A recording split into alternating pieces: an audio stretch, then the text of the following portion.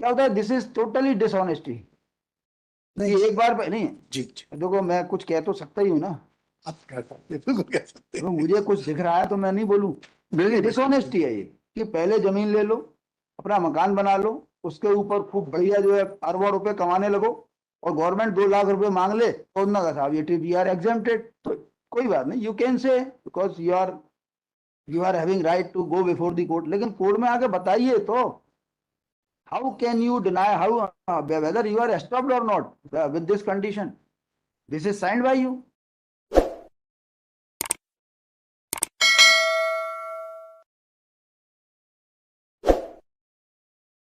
Sir ये judgment तो है, इसके बाद की भी कुछ जजमेंट है, वो हम लाए नहीं बिकॉज मंडे लगा दूं? नहीं सर, इसको बिकॉज आई एम सॉरी, मेरे तो ये जो है वैकेशन के पहले जो है गर्मी ज्यादा पड़ रही है, तो कुछ अलमारियां खाली करना है। सर जी जी सर, इसको सर ओपनिंग लगा दूं? आप आज आप आए हैं इसलिए पूछ रहा हूँ, मंडे लगा दूं? पहले मैं, आप नहीं आते तो मैं इसको निपटा चुका होता आज। सर एक सर रिक्वेस्ट है मंडे सर, इसमें बिकॉज इसमें प्रपोजल दिया हुआ है। देखिए everything is covered, either you show me any judgement.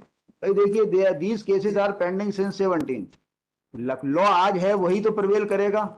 आज का कोई मुझे एक जजमेंट बता दीजिए, बहस कर दीजिए। सर इसको देखिए, यही प्रपोजल छत्तीसगढ़ गवर्नमेंट सर आया सर, हमें क्या मतलब जी, नहीं मैं कह रहा हूँ कि सर प्रपोजल यहाँ पर कोई, यहाँ कोर्ट में मुकदमा डाल के बार्गेनिंग की जाएगी क्या गवर्नमेंट से? बिल्कुल नहीं, मेरा सब यहाँ तो वो है कि रिवीजन का स्कोप कितना है ये देखना है। एक बात, रिवीजन में क्या इंटरफेरेंस, एक मुझे कोई भी लॉ बता दीजिए, मैं सेट असाइड कर देता हूँ ऑर्डर। सर बिकॉज इसमें क्या है कि अगर हम रिवीजन विड्रॉ कर लेंगे तो सर ये जो डिस्ट्रिक्ट जज का ऑर्डर है ये हमारे ऊपर बाइंडिंग हो जाएगा। नहीं होगा, देखिए इसी जजमेंट में लिखा है, सुप्रीम कोर्ट वाला निकाली। और सर ये इसमें इसी में ये वाली बात ऑब्जर्व की गई थी कि ये एक 146 का जो 146 का एक वो आया नोटिस, दूसरा नोटिस आएगा तो रोज कोई आपत्ति करे सर, पर ये डिमांड तो अफर्म हो जाएगी ना। कहाँ से अफर्म हो जाएगी? ये तो मान के चलो गवर्नमेंट आपकी, गवर्नमेंट के साथ चल रहा है व्यवहार आपका पिछले कई सालों से, अब यदि कंफर्म हो जाता तो आपके फेवर में हो जाता। नहीं सर, बिकॉज अभी आचार संहिता चल रहा है, इलेक्शन चल रहा है, इसीलिए कुड नॉट पास है। देखिए मैं वो सब चीज है, इन बातों से आज का लॉ। ये देखिए मैं आपको बता दें कि छत्तीसगढ़ गवर्नमेंट ने भी इसको छत्तीसगढ़ गवर्नमेंट से प्रायर टू फॉर्मेशन छत्तीसगढ़ नहीं गया मैं कभी, वापस दे दीजिए। नहीं मतलब ये 98 99 से लगाया ना सर मुझे देखिए, मैं जो लॉ बता दीजिए कि आपके पक्ष का एक भी लॉ बता दीजिए, बस I will go into the merits. अब क्या छत्तीसगढ़ और बंबई से क्या मतलब है? पहले सर ये 98 से लगाया ना। देखिए, are liable to pay tax, why you are not liable to pay tax, इतना सा बता दीजिए। You are you have, this is your case that you are exempted. We are, हमारा ये केस है we are lessee, you are exempted. Government ने lease दिया, उसमें हमने छोटी सी एक्ट में लिखा हुआ है, 1956 के कानून में लिखा हुआ है, आप क्यों ले? मैं तो कह रहा हूँ जमीन छोड़ दो सर। उसमें एक व्यक्ति जो किराया नहीं दे सकता, उसको मकान में किराया तो आप दे रहे हैं, किराया नहीं दे सकता और कोई टैक्स नहीं दे सकता। देखिए यू रीड 140, प्लीज रीड 147। उसमें सर, उसमें इन्होंने है सर, एजुकेशन 47 दिया इनको, 147 प्लीज रीड 147। जी सर, इसमें मुश्किल से तो हमने 147 ढूंढा है, पढ़ तो बता दीजिए सर। उसमें 132 भी है, 136 भी है, ये सब बेकार है। 147 इज द डायरेक्ट प्रोविजन। हाँ, property tax not thereof, tenant of land or building or both under lease for any agreed period with a convenient of it shall be deemed to be owner thereof, shall be deemed to be owner का। और आपका जो agreement है उसके अंदर लिखा हुआ है कि आपको टैक्स देना पड़ेगा। Have you seen your agreement? उसमें ऐसा आपका एग्रीमेंट देख लीजिए ना, क्लॉज 4 में तो ये यू सी जो एक्चुअली क्या, आप उनको अपन किसी को बचा सकते हैं तो इतना बचाइए जो कानून में बचा सकते हैं। अगर उसका एग्रीमेंट साइन किया, क्लॉज नंबर 5 पढ़ लीजिए। Every lease deed says that you have to pay the rent, वो you have to pay the tax. देखिए कॉलम नंबर 5। जी जी जी, the lessee shall from time to time and all times during the term of the lease pay and discharge except as aforesaid all taxes, rates, assessment and other charges and outgoing which are or may at any time hereinafter during the said term be assessed, charged or imposed upon the said land whether on the landlord or on the tenant. Yes, this is signed by you. फिर भी फिर भी आप बोलो, एक line में लिख दूंगा कि subject to decision taken by the state government, तब करके वो विड्रॉ कर लीजिए। लेकिन अदरवाइज तो मुझे कंफर्म करना पड़ेगा। तो ये साफ साफ क्या होता है, दिस इज टोटली डिसऑनेस्टी।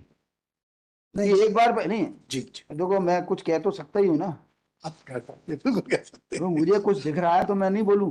बिल्कुल डिसऑनेस्टी है ये, कि पहले जमीन ले लो, अपना मकान बना लो, उसके ऊपर खूब बढ़िया जो है अरबों रुपए कमाने लगो, और गवर्नमेंट 2 लाख रुपए मांग ले तो उन्होंने कहा साहब ये वी आर एग्जेम्प्टेड। तो कोई बात नहीं, you can say, because you are having right to go before the court. लेकिन कोर्ट में आके बताइए तो, how can you deny, how whether you are stopped और not with this condition, this is signed by you, This is you are stepped to say that I am not liable to pay the tax. अभी भी आपको वो है, you can withdraw that in the light of pendency of your claim before the state government, you can withdraw, and if any decision is taken by the state government in your favor, the order shall remain subject to sir next week लगा दीजिए, Monday हम लगा will see otherwise बोलिए इतना पैसा कमा लिया, government को दे दो, गवर्नमेंट को वैसे ही पैसा नहीं है। बस बहुत पैसा। आप लोग बोलते हो ना कि गवर्नमेंट में पैसा नहीं है कंटेम्प्ट में, ये आप लोग नहीं, ये गवर्नमेंट की तरफ से जब आते हैं, और छोटे मोटे आदमियों से बात अलग है, इतने बड़े बड़े लोग ये सब छोटे छोटे इंडस्ट्रीज है सर, ये आधी रोटी खा रहे हैं ना, पैसा कमा रहे हैं ना, तो वहाँ सर रोटी ही सिर्फ खा रहे हैं। रोटी खा रहे हैं तो अब खाना बंद कर दें, कहीं नौकरी धंधा करें।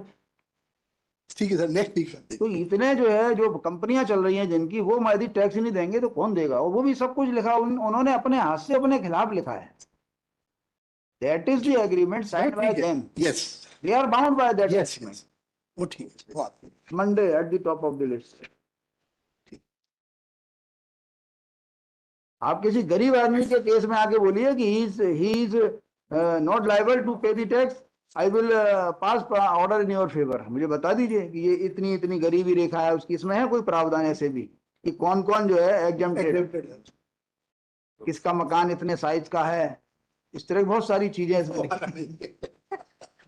नहीं, ऐसे मैंने आज से 20-25 साल पहले पढ़ा था कि कौन कौन से लोग इस सीमा में आते हैं, उनको टैक्स नहीं लगता, वो केवल समेकित कर लगता है। सर वो नहीं आते ऐसे उसमें आते हो 6,000 रुपए से कम। हाँ हाँ, मतलब इस तरह की बातें हैं कि जिनकी कंपनियां चल रही हैं वो टैक्स ना दे तो फिर तो बड़ा मुश्किल हो जाएगा। आप और हम तो वैसे ही परेशान हो जाएंगे, अपना तो फिक्स्ड इनकम है। सर इसको पहले से बना नेक्स्ट अरे मंडे लगा लीजिए चर्चा के लिए सर, आपके पास 3 दिन है। सर मंडे को नहीं, अच्छा ट्यूसडे लगा दीजिए। सिर्फ आपको डिस्कशन करना है उनसे, इस मुकदमे में कुछ नहीं है। उनसे बोल दीजिए भैया या तो मुझे कानून बता दो आप, या उसका तोड़ बता दो जो आपने लिख के दिया था गवर्नमेंट को या नगर निगम को कि आप पैसा दोगे, टैक्स दोगे। कहना मेरे पास लॉ नहीं मिल रहा, तो बता दीजिए ट्यूसडे लगा।